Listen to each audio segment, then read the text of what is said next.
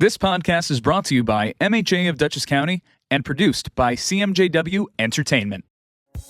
You're listening to The Vital Women of Washington Heights.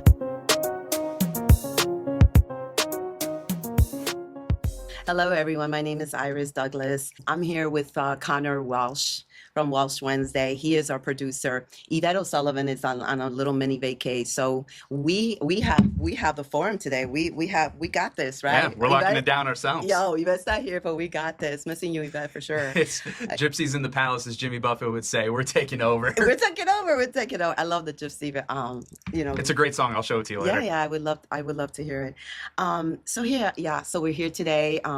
Vital Women of Washington Heights. Our purpose here is just to communicate, educate, and elevate our community because our community matters to us. Mental Health America of Dutchess County is our sponsor. Andrew O'Grady, thank you so much for believing in us and just kind of letting this happen. We're here because of Andrew, so we really do appreciate this platform. Mental Health America, their purpose is to help people with mental illness, comprehensive programs that can help people. They're all about the veterans, helping the veterans reset their mindset. So we're very proud that Mental Health America is our sponsor. So thank you again, Andrew. Absolutely. So, great guy. Yeah, Thank I know. you for all Listen, the help, Andrew. We're here because of Andrew. Absolutely. He has a vision and we're just part of that vision. And, it's like a tree. I'm a spiritualist. It's like a tree. And we're one of the branches of his tree, right?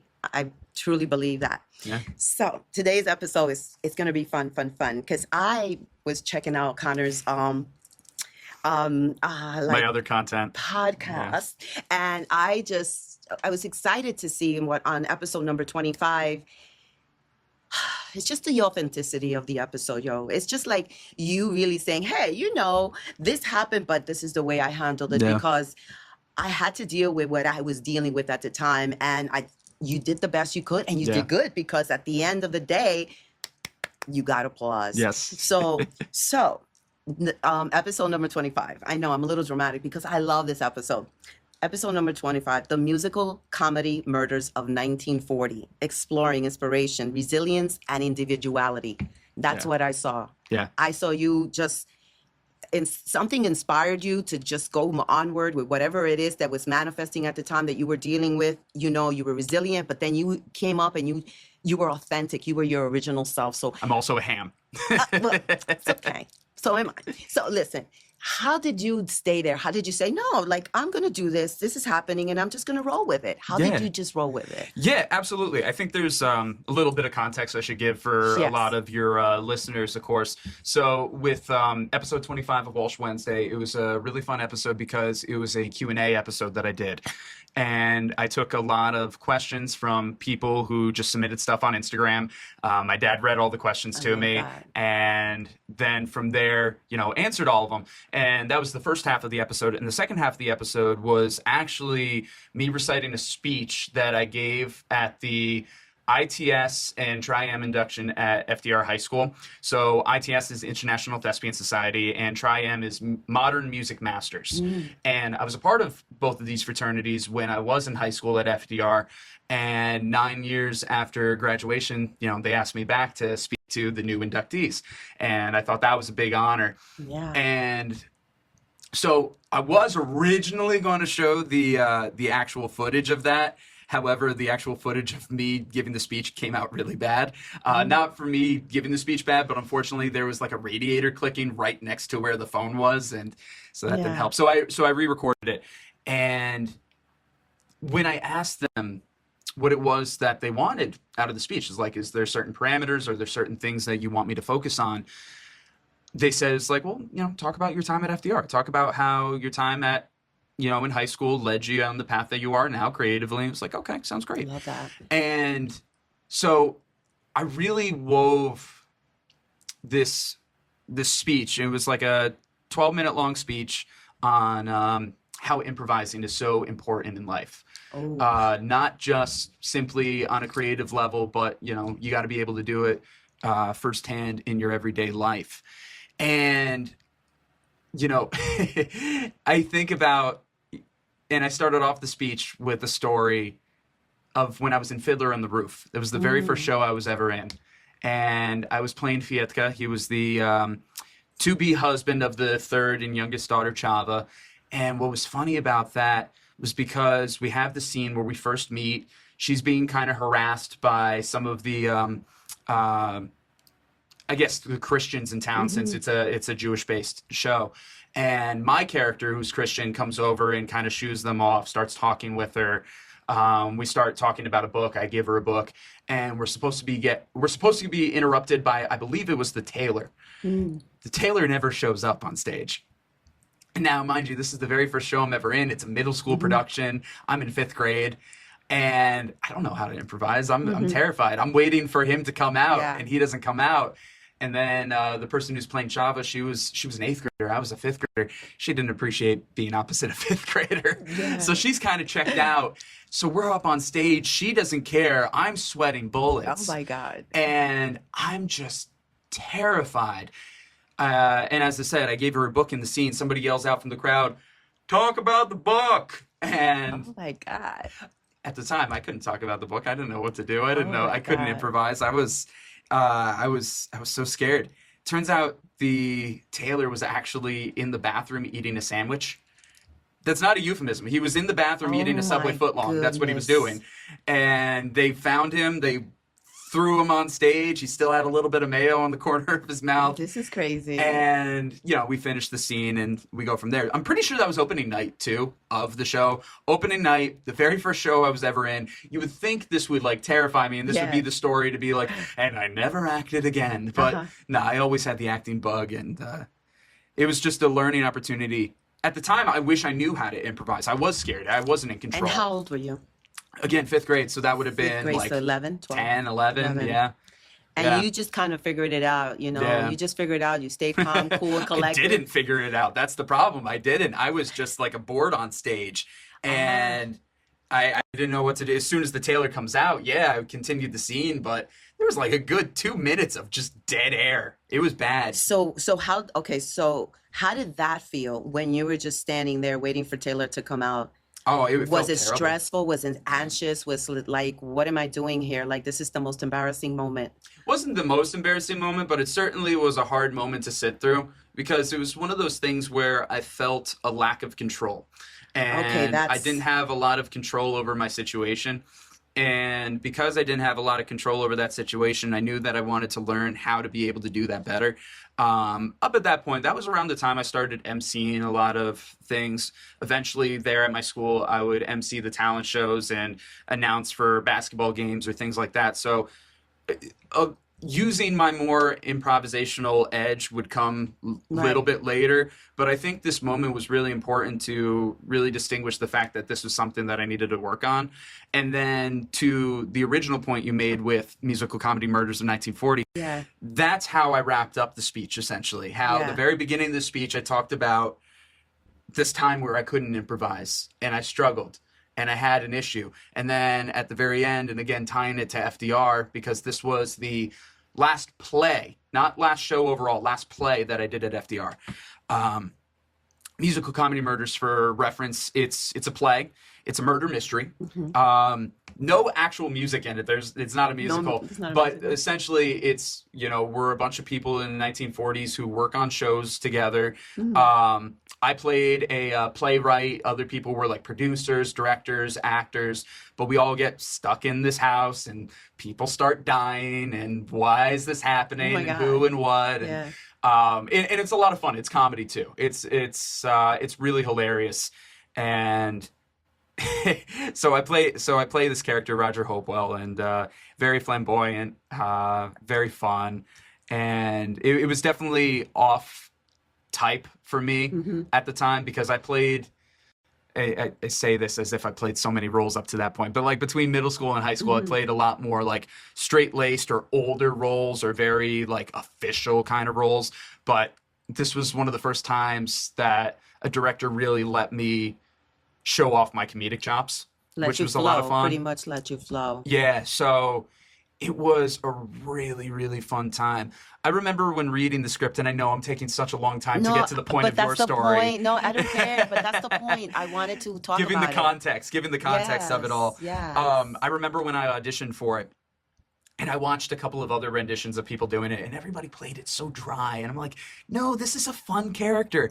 And I remember when I'm sitting there for the audition, what the director did, we essentially had a round robin of characters. Like, we would play multiple characters. And it's like, all right, you played this one, let's redo the scene, but now you play this one to see where she thought we would fit. And I remember my then girlfriend was there at the time, and I said to her, give me your scarf. And she's like, what are you talking about? Give me your scarf. You got and it's creative. like, okay. So I get the scarf. It's my turn to play Roger in the round robin, and it's my turn to come in. And I come in with this loud Nathan Lane-like voice, and I throw the scarf. Oh my God, it's so cold out. Marjorie, how good to see you. Mwah, mwah. Oh my God, somebody get me a martini. Oh. And so I come in like that, and everybody's rolling, and nobody had seen anything like that in the audition. And very clear right away. I think she even said in the moment, it's like, yep, okay, you're Roger. You created Roger. Yeah, again, I created Roger out of like Nathan Lane, but yeah. And also Roger from American Dad. Roger from American Dad also has a voice very similar to that. Yeah. So it finally comes to the show, and there's a point, as you saw in the video, where the power's supposed to go out, and that's when the first death is supposed to happen. So opening night happens. We're just about to that point, just about. And then the power goes out. Everything shuts down. And now most people thought it was just like, they hit their cue too early. Yeah. But no, like everything went out. And I noticed that because like all the sound went out. And some of my actors thought it's like, okay, we're still continuing on. I'm like, oh, something's happening here. You picked it up right away with something different. Yeah, but we kept trying to go through the scene, and we were hoping the power would come back on so we could continue the scene, but that didn't happen. And then all of a sudden our director stands up and she addresses the crowd saying, hey, there's a tornado going through Hyde Park. A tornado. Like, who would think? But it's like, everybody stay in your seats. The auditorium is the safest place to be right now. We'll resume the show once things are safe and if we get power. Everybody goes backstage except me. I don't know why. I think it's because I am a ham. And I go, so is everybody enjoying the show? Staying in character. I love it. Friend of mine calls out, happy birthday, Connor. I was like, thank you. Connor? Who's Connor? I don't know. Oh, your eyes are very blue. That was one of my lines. Yeah. I was a flirt. And I'm just flirting with this guy. I'm taking questions. I'm joking around. I'm having fun in this kind of like interim time. And I don't know, I'm probably out there for maybe like 10, 15 minutes until one of my cast members is like, Connor, you got to get off stage. Come on, like, this is serious. It's like, why? I'm making new friends. And everybody's laughing and cheering.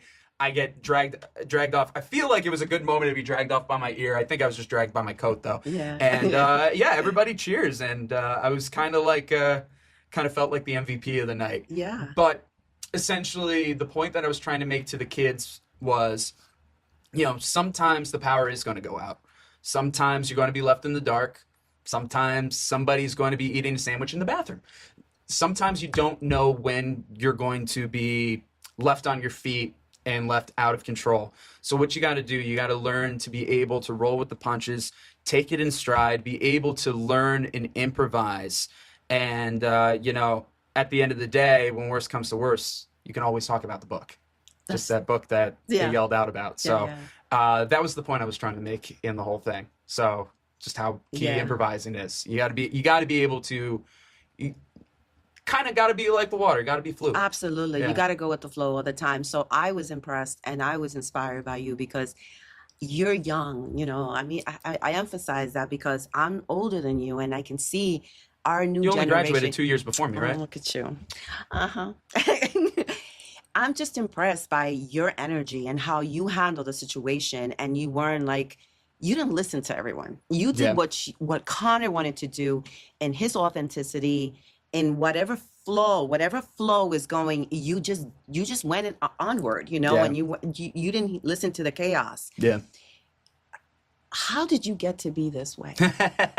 Because I'm telling you, it's hard. Is this a therapy session? Well, I don't even know what it is, but clearly I am impressed by the fact that you were able to handle situations so lightly and not be so anxious and stressed about it and not be in your head about it and just go with the flow. Like you said, sometimes you're going to be left in the dark. Sometimes, it's like you have to improvise. You got to figure out how to make it better no matter what the situation is. I think there's a lot of reasons why I became, who I am, the way I am able to, improvise so well in creative spaces and more practical spaces, and, to be able to think under pressure. Yes. I think there's a whole lot of reasons why. It's funny, a lot of people ask me if I was a Boy Scout because I'm always prepared, but no, I was never a Boy Scout.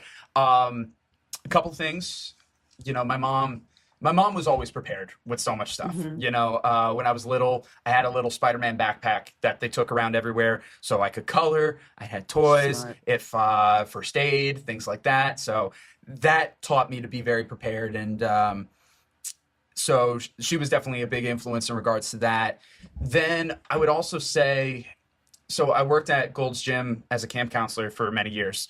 And when I was still a counselor in training up through the point that I was a counselor, there were a lot of things where you had to kind of like figure it out on the spot because you're working with kids. Like things happen all the time. Things break. You have to find cheaper alternatives for stuff too if you're trying to keep to budget. I remember during this time, I learned how to fix TVs. I learned how to fix VCRs. I learned how to fix video game stations. Very handy. I helped out with the clubhouses, or I fixed like the bleachers there. Had to learn a lot on the spot. And if it was like, all right, if I don't know how to do it, I'll figure it out. And that was kind of a mentality from a very early age. I think also partly to do with being an only child too.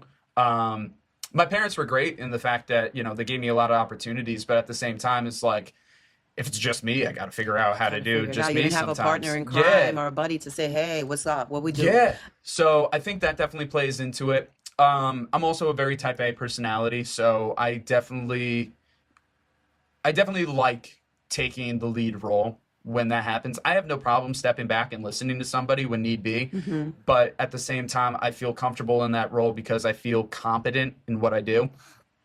And also just simply being a jack of all trades. We had Erin Hayden on recently with the Willow Bookstore, and she mentioned how she was a jack of all trades, master of none. And I was just on the other side of the camera, just wanting to scream out the rest of the quote. Do you know that there's more to the quote? No. Yes. Yeah. I've said this on Walsh Wednesday many a time. Please So share. those who have heard it, I'm a broken record at this point. The full quote is, jack of all trades, master of none, but oftentimes better than a master of one.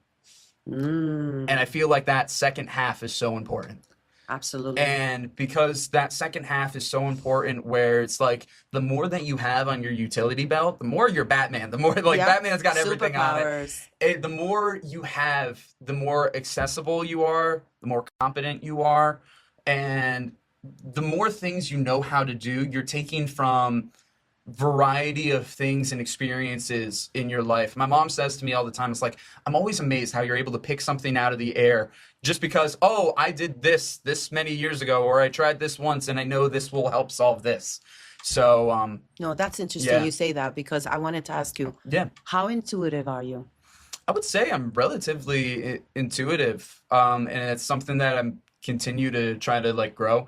I think just like any kind of talent, intuitiveness is something that you can start with to varying levels, but then I think it's also something you can build and grow on like any other skill. Absolutely. Because the more in tune you are, the more mindful you are, the more you allow yourself to take in, the more intuitive you can become. And I think it's one of those things where there's no like specific block. You can still keep growing and you still can interpret it all. I've been very lucky where I've worn many hats and lived many lives at this point in a very short time span of 27 years. But I've had a lot of experiences, more than some of my peers, more than people much older than me. And I think that has paid off for me very well in a number of cases. Absolutely. And also, I think it makes me... I think I'm a very empathetic person where I feel my emotions very strongly. I feel the emotions around me. I'm definitely affected by the energy that's around me as well. So with that, I have a much easier time stepping into other people's shoes, and I have a much easier time thinking of every possibility or every potential scenario. I get mad sometimes. I get mad at myself for not allowing myself to be mad sometimes because I'm like, I'm mad at this one particular thing. But then on the other end, I can kind of justify why this is happening. It's like, damn it, Connor, why can't I just be mad about this? You know, so, but again, it's served me well for the most part.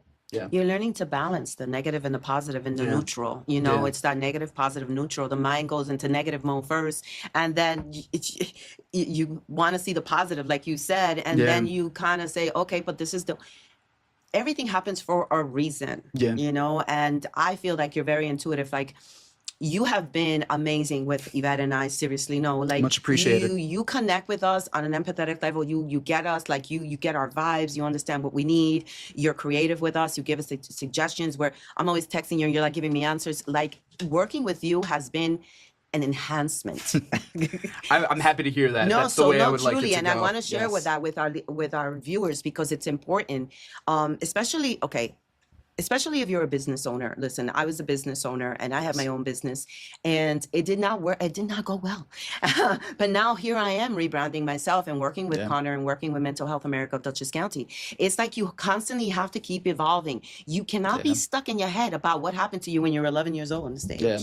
You improvised. You figured it out that you had to move onward, and figured it out how, hey, listen, being authentic is the only way I could be. Let me just be myself.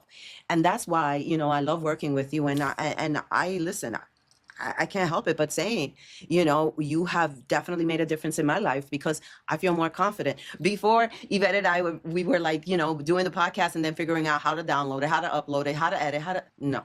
You came on and it's just easy breezy. And that kind of flows into our next conversation that I really wanted to talk to you about. Okay. AI. Interesting. Yes. Okay. So just like you came on board and are helping us with the Vital Women of Washington Heights, you know, educate and elevate and all that good stuff we want to do. I have found myself, because I am no longer a business owner, don't have to get up in the morning, go clean the business, and with a lot of free time. And I have discovered AI. AI, working with AI as far as an artist, like creating like visions of things that I really like. And I feel like it's so intuitive. How do you feel about AI? What's your take on that? Yeah, so AI is a very interesting conversation. We were talking about this before, and especially how I had a big conversation recently with Martin Bernstein over at the Mizentop School, and we were talking about that. That's how this really came to be and why we wanted to talk about it today. I have a very like wishy-washy and mixed feeling when it comes to AI. I feel like with any kind of form of technology, I'd like to see it be used more as a tool than rather as a crutch. And good point. And where, take for instance the invention of the smartphone, and everybody was saying how we had smartphones but dumb people, because the smarter the phones were, the greater the technology was, the less that we had to know ourselves, less we know how to do, the less we had to just have information in our head. We could always go to the smartphone.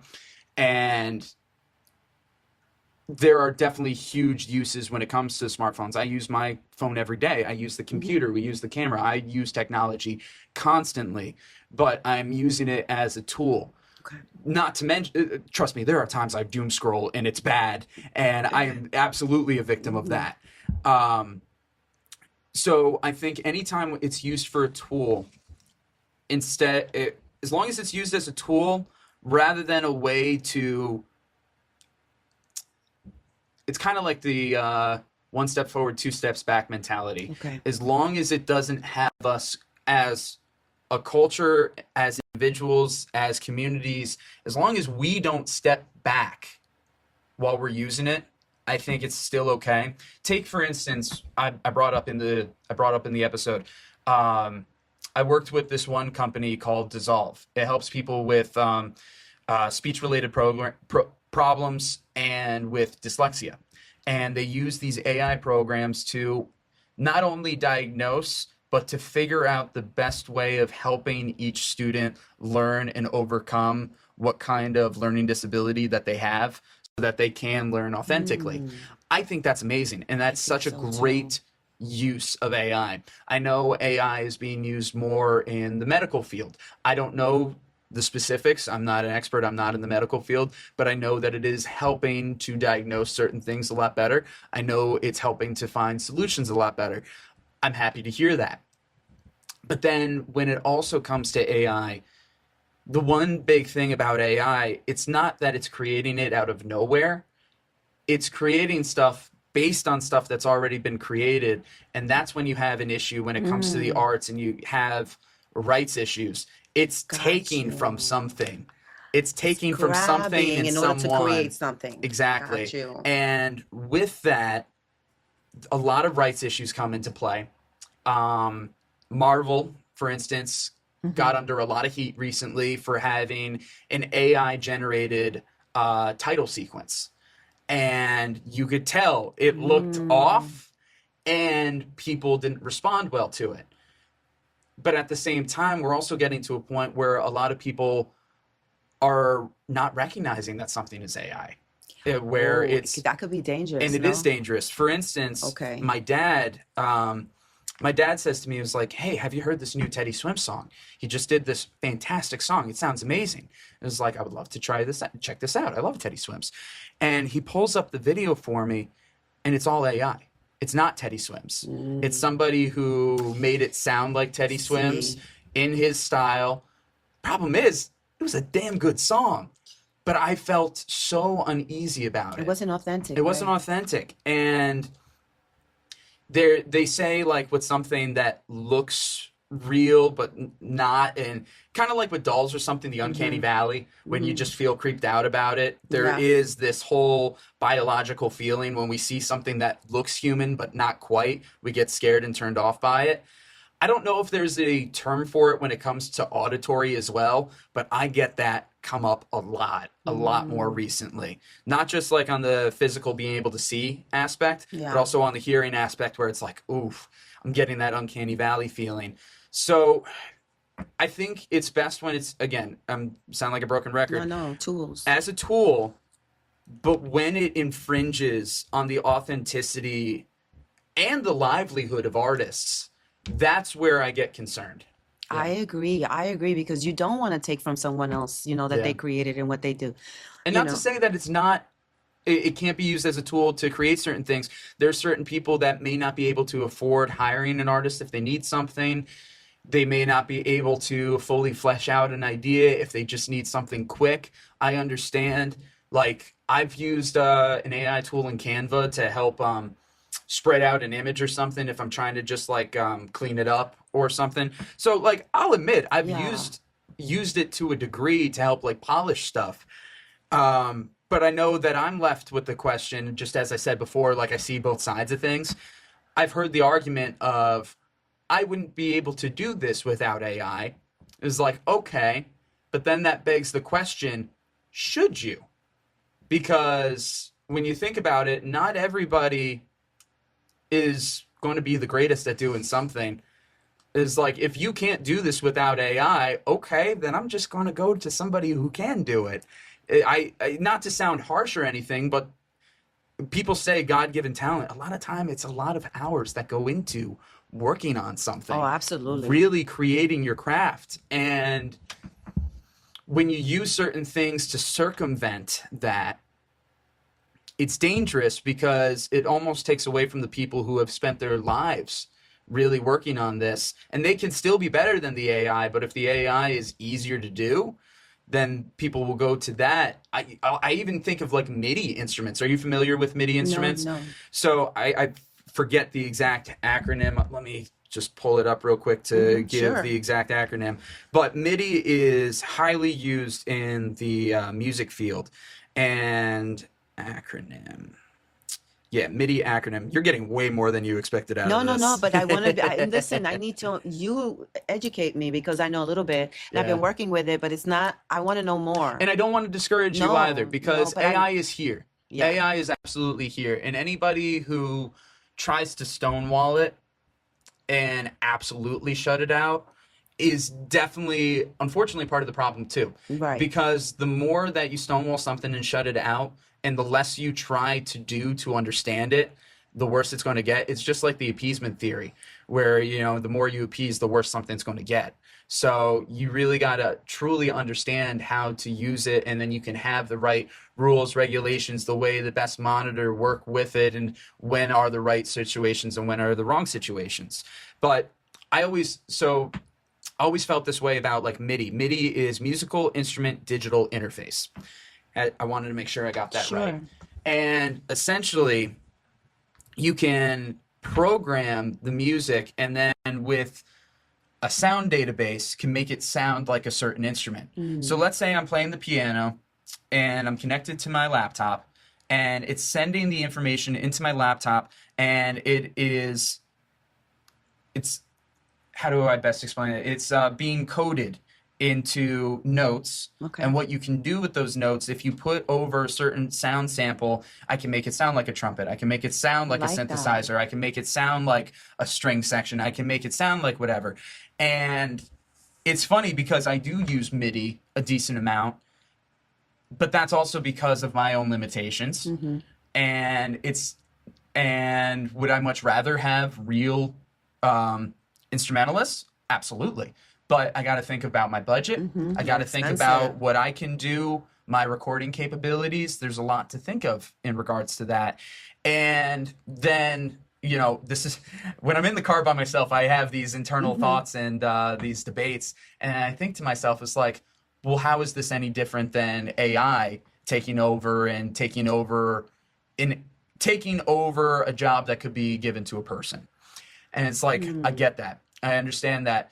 My argument to that is also the fact that I'm still flexing my musical gift and my skills and my authenticity, where I'm still playing the music, whether I'm just playing it on a keyboard and then transitioning it. At least I'm still playing it. At least I'm still crafting it. At least I'm still, yes, it's still original. It is still human. It still came from a human mind. It came from your spirit. It came from your soul. And that's why I wanted to talk to you about AI, is because I'm playing around with it, but it can be very intuitive and it could be very spiritual at the same time, you know, so. I'd love to hear that perspective. Yeah, because it's like, I write things, you know, like I ask questions and it comes back with like something how I would say it. So is it mimicking me? Is it like, I don't know. I mean, that's the question. That's a question. It's like, is it mimicking me? Because it sounds like me. I mean, I love the fact that it sounds like me, but how intuitive is it? And who is controlling all of this? Yeah, and that's definitely a big question, and that's something a lot of people are currently asking. Who's the one that's controlling? When I put in a question like with chat, who's controlling that information? Yeah. How am I getting it? I mean, a lot of it, the straightforward answer is, of course, it's based on algorithms, and it's based on, what is it called? Essentially, behavioral patterns. Based on that. So it's picking up my behavioral patterns. So when I'm picking asking up questions, yours, it's picking up others. It's based on the most of these programs, say ChatGPT, Gemini, any of these, they, based on the information that we provide, which we provide a lot more than we realize most of the time. Yes. It does manage to pick it up. And before it even goes out to the public, it is trained and tested with scientists, with programmers to create a certain personality in a sense. There we go. That's what it is, a personality. And it's fascinating.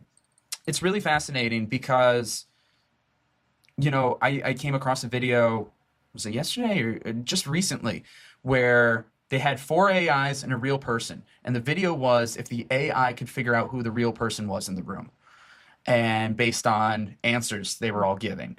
And just simply not even trying to figure out who the human was, but the answers to their questions and their thoughts on emotions and consciousness and things along those lines. It's scary and very philosophical and very deep. And I don't know if I could get that same kind of answer out of somebody off the street or even a close friend of mine. That's what I'm talking about. I only have like maybe a handful of people in my life I know I can have those conversations with. And it's profound, but it's also terrifying at the same time. Because it's like, wow, yeah, they're developing their own personalities in a sense. And then also they're developing based on all the information available to them on the internet, and that's more than any human could possibly process in their lifetime. Absolutely. So with that information, again, it's here. We can't do anything about it. It's We have here. to kind of work It's how with we it, work with integrate it into our lives. Yeah. Okay, one more thing about it. Robots. I went to BJ's the other day and there's a robot hanging Oh, around. what? The one that just goes up and down the hall and Like, what is the up with aisles? that? They're going to be robots like that everywhere. I feel Potentially. that's the future. Potentially, yeah. I don't know exactly what that's going to look like. There are tons of movies out there on the Yes. positive and the negative. You can take a look at Star Wars. I'm a huge Star Wars nerd. You can see all my stuff. You Yes, can't see it behind the camera, but I see. all my stuff there. Think about the droids. Think about C-3PO, R2-D2. Yeah. And it's like great, but then there are also like in the Clone Wars the droid army who are all bad. So it's like okay, but they were controlled at the same time. So is that good and that bad? And then you also have literally the Terminator franchise, and it's like Skynet's going to take over us all, but instead of Skynet, it's actually called ChatGPT, maybe, or I don't know. And you can get very conspiratorial with this, and I know I have gone down rabbit holes, and I Yeah. know that I have spiraled with the thought of things. Yeah. And but again, just like with anything, doesn't have to be technological. Just anything could be cultural, could be religion, could be philosophical, could be community, could be just interpersonal. The more you know, the better. The more you know, the better. more Absolutely. you know, the need better. to educate yourself because you don't know what you're getting yourself into. Yeah, because if you don't know enough about something, Yeah. you don't know enough to speak on it, you don't know enough to Exactly. learn about it, you don't know enough to go up against it if you feel you truly need to go up against it. Right. And I feel like that's a problem with society as a whole these days. Most people don't have enough knowledge to talk about half the stuff they're talking about. Absolutely, and that is a big concern.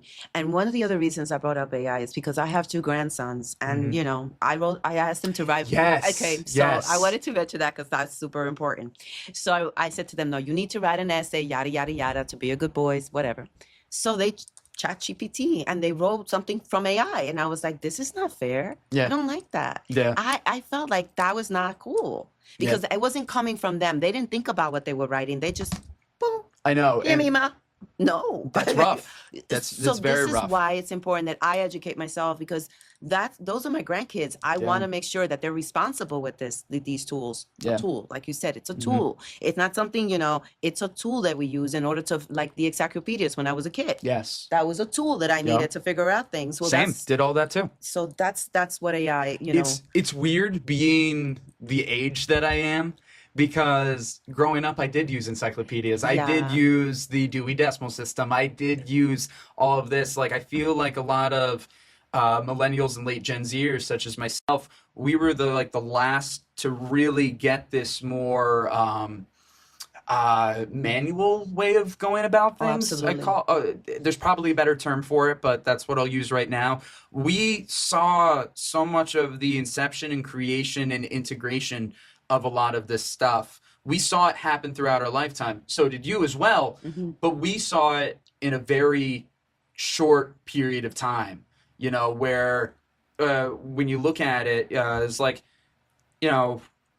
I'm 27. In 27 years, I literally went from encyclopedias and Dewey Decimal System to smartphones and all this in a very, very short period of time. And then to think about it with your grandchildren, they have only known AI, social media, all this. They didn't know the life prior. Right. So that's one of the huge things about it, where it's here, is like this is the reality that they are born into. One thing that I've heard about a number of different schools and programs that I think is actually very positive is where they will have assignments where they will say, use ChatGPT or use Gemini or use whatever. Tell them to create an essay on this, and then what we want you to do is to fact check it.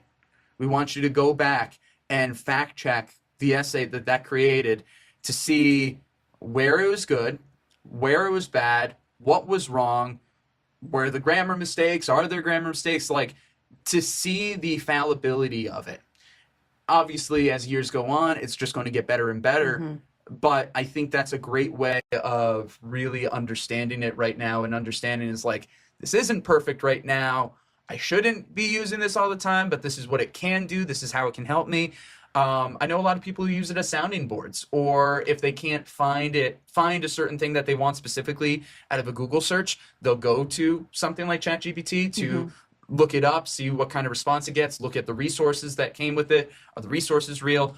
And I think that's a really interesting way of using it as well, kind of almost as a whole nother search engine.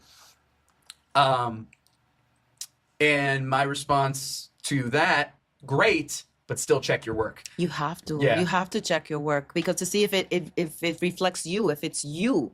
I can say, yeah, but I have to check it, because if it doesn't resonate with me, it's not my language. Yeah. You know, it's not going to work for me. And I need to preference this again. I am not an expert in any of this. This is just simply We're not off experts. what We're just vibing what out, I've just trying to learned, figure things out. what you I know, mostly opinions out of what I've said. So nobody come at me, and AI overlords one day, please don't kill me. So there you go. No, but no, listen, I love the opportunity. Well, listen, I've been around a lot longer than you have. And I've seen, when I was graduating from high school, computers were coming in. I was going into college, and the computers weren't even, there were no computers in college yet. They were just coming into, so everything I had to do was write and type. Yeah.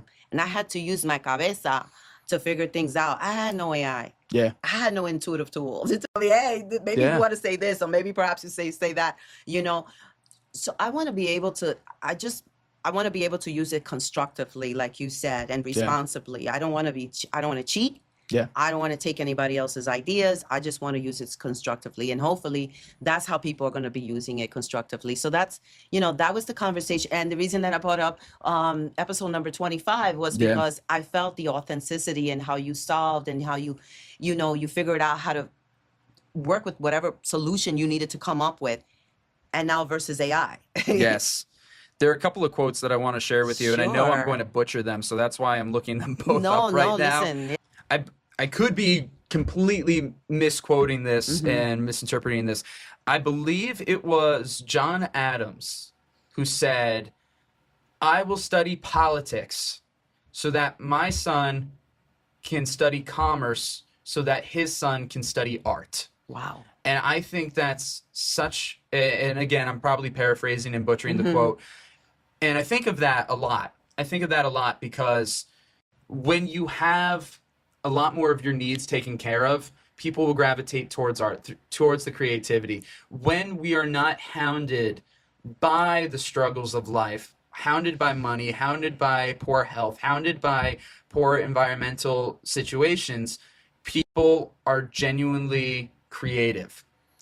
But then on the other side of that, and this is where I say that I'm always fighting with myself because I think of too many perspectives. I believe it was Thomas Jefferson who said, "Hard times create strong men. Easy times create weak men." So you pair those two quotes up to each other. They're the two sides of the same coin. Right. Because if you look at the John Adams quote, study politics to study commerce, then to study art, hard times, still kind of hard, but not as hard, easier times. When are the easy times going to become the hard times again if we become all weak men? So that's something, and here I am in the creative arts field, and that's something that I'm scared of each and every single day, where it's like, am I just perpetuating something that's going to actually lead to the decline of the community that I'm hoping to bolster through the same thing that I'm hoping to share? And it's a terrible, terrible duality you have to face as a creative person. You're doing exactly what you need to be doing in your now, in your present now, because you are living the life you want to live. You're creating your own life. You are the creator. And that's what I try to tell myself. No, seriously. If I can be a little spiritual now, you are creating your life. I am creating my own life. I'm 62 years old. This is the life I've created. Why? Because 20, 30 years ago, I was sitting at somebody else's office, working for them, doing stuff for them. I wasn't doing, I was raising kids, I was taking care of my daughters, and I was, I was in the matrix. I was paying my bills, I was doing this, but I wasn't being creative. I wasn't being who I wanted to be because I was stuck. You, my friend, you're 27 years old and you're living your best life. Try. No, seriously, you're creative, you're smart, you're intuitive, you have your own business, you're working with a whole bunch of different people that honor you and that respect you. So you're doing exactly what you need to be doing in order for you to live your best life. But we have to integrate all of this, like AI, spirituality, entrepreneurship, all of that. We have to wear different hats. Yes, it is a lot of wearing different hats. And back to the point that I said of, the more that you know, the master, absolutely, the jack of all trades. On the utility belt, tools. What do you have out? And at the end of the day, I hope that, what I am doing is helping the community, because that's majority of what I wanted to do to get into all this, to work with you and Ivette, to be able to help tell your story and help tell other people's stories, to be able to share and to market and to, the various companies that I've worked with, whether that's been MHA or the CPCA or SDCC or a lot of local community coalitions, clubs, organizations that are trying to spread a message of helping, health, all that, even if it is only connecting with one person, at least that's one person whose world is saved. Absolutely. You may not be able to change the full world, but you can change somebody's world. Oh, absolutely. Just by saying hello, you look good. Oh my God, look, that's such a great hat. Just by saying something positive, you'll change someone's world like this. Yeah. So it's interesting that you're 27 and I'm 62 and we're able to have this conversation. Hell yeah, we can. Oh, I love that Kindred energy. spirits right there. Yeah. I love that energy. But years ago, I wasn't able to have this conversation with my mom. You see what I'm saying? Like at 27 and her age, she was all in her head, la, la, la. So it's a different energy. It's a different environment. You and I are cultivating our environment the way we want. Yeah. Going back to mental health, it's important that we stay focused on our goals and what we want and not let anybody else get in our heads and kind of derail on what we want to do. Yeah. Conor, just by showing up and dealing with everything that comes up and learning how to it's all good. Yeah. That's a gift in itself, because a lot of people get crazy when they can't figure out what to do. Oh yeah, absolutely. And it's funny what you said about having conversations with your mom at this age. Something that happened today, and potentially I'm oversharing, but I may not give the whole context of it all. I feel like I have a pretty good dialogue with my folks to begin with. They always, being an only child, and especially I was like pretty much the only child in a lot of rooms. So they always treated me with a lot of respect. They talked to me like another person. Not to say that we didn't have fun in the kid-like moments, but I feel like that was very good for my development. And I think there have been times they said it's like, "Oh, we gave you too much freedom with that. Now you're very opinionated," which I am. But and I feel like I do have a very good dialogue with my parents. But something you said, being able to have that conversation with your mom. My mom and I today had an issue. I hurt her feelings today, and it was not something I was proud of, and I did not mean to do it, but it was definitely a matter of both of us were coming from different places with various anxieties running through our head. She asked me a question about something, and if anything, it was to help me in the long run. And I kind of laughed at it, not like, ha, ha, ha, ha. I was kind of like, because in my mind, it was like, oh God, another thing I got to add to the list. Right. And I hurt her feelings, and she expressed those emotions, and immediately I was like, oh shoot, I went too far. And we hugged it out, and we gave ourselves some space a little bit. And then after a little bit, gave her enough space where she was okay to have the conversation, and I was okay to have the conversation. I said to her, it's like, hey, I'm sorry. I'm coming from a lot of anxiety today. There's a lot of things I have going on. You bringing this up just makes it sound like in my head, oh shoot, another thing I have to do. That's why I reacted like that. I'm not saying that because I'm not trying to justify what I did. I'm just trying to share and help you to understand where I was coming from. I'm not saying what I did was great. I'm just sharing where it came from, and I'm sorry. I love that. And I'm very grateful that we can have those conversations. It's taking a long time to be able to communicate that way. I think a lot of my work with grief counseling and therapy has certainly helped. Also, just developing a relationship with somebody, you know, my mom, who I've known all my life. But not everybody has that relationship with their parent to be able to have those certain conversations. And, you know, I know that not everybody can. To be honest, I'm not even sure if I could have had that exact conversation like 10 years ago. I think that same scenario would have played out very differently 10 years ago. But I'm grateful for the way that we were able to work it out. I just wish I handled it better in the beginning to avoid it altogether. But at least I can be aware of it moving forward.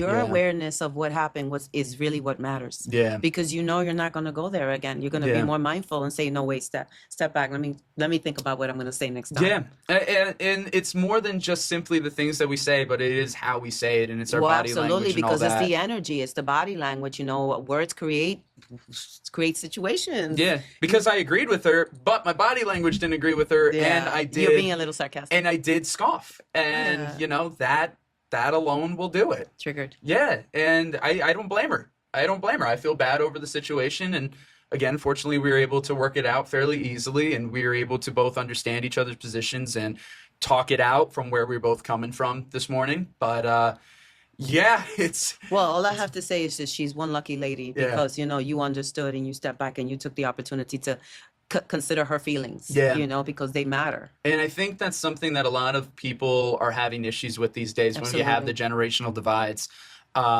because there's definitely a lot of generational divides when it comes to politics, a lot of generational divides when it comes to culture. And I think, you know, to the point that you made, you know, you wouldn't have been able to have conversations with your mom at 27 the same way that you might be able to have conversations with your kids and your grandkids today. Or, you know, you see family members or you see friends have those same conversations. Are they able to have them respectfully? Are they able to have them without conflict? Are they able to have them, you know, being open and listening? It's a very tough thing. I know people who are estranged from their parents because, unfortunately, you know, the views just don't align. They don't align. It's crazy, right? Because that parent raised you. Yeah. That parent raised you, and now you have different views. You got different things going on. Was that the outside world that did that? You know what I'm saying? That's a whole different podcast. Yeah, that could be a whole other thing. I'm not even going to try to go there about that. We're already here for an hour already. No, it's crazy. It's crazy. Well, I love talking to you, and just, you know, and just to kind of just wrap it all up, you know, I appreciate the time and the energy that you bring into this space. Absolutely. And that you create in the podcast. And thank you so much for answering those questions about episode number 25, because I was just really impressed. And the AI questions, you know, we're just trying to figure out what AI, you know, how we can use it constructively and responsibly, because we want to be able to be responsible with that. So with that said, it's, you know, it was a pleasure being here again with you, Conor. I can't wait. Yep. Next episode is going to be with Ivette O'Connor, and we're going to be talking about women and her name is Ivette O'Connor. I mean, I'm sorry. Is it really? Yvette O'Connor. Oh, I literally thought there was a guest called Ivette O'Connor. And I'm like, oh, that's cool. There's another guest. Crazy. Now we're going crazy. But anyway, I am Iris Yvette's Douglas. back. Ivette will be back. Yvette will be back. I am Iris Douglas. This is the Vital Women from Washington Heights, living in Dutchess County. We're sponsored by MHA of Dutchess County, Mental Health America, Dutchess County. Thank you, Andrew, again for sponsoring us and believing us in our dreams and our podcast. And thank you, Conor, for always helping us out. Of course. With that said, thank you, and please take care of each other and get to know what you're doing first before you keep doing it. That's all I got to say. Amen. Namaste. This podcast is brought to you by MHA of Dutchess County and produced by CMJW Entertainment.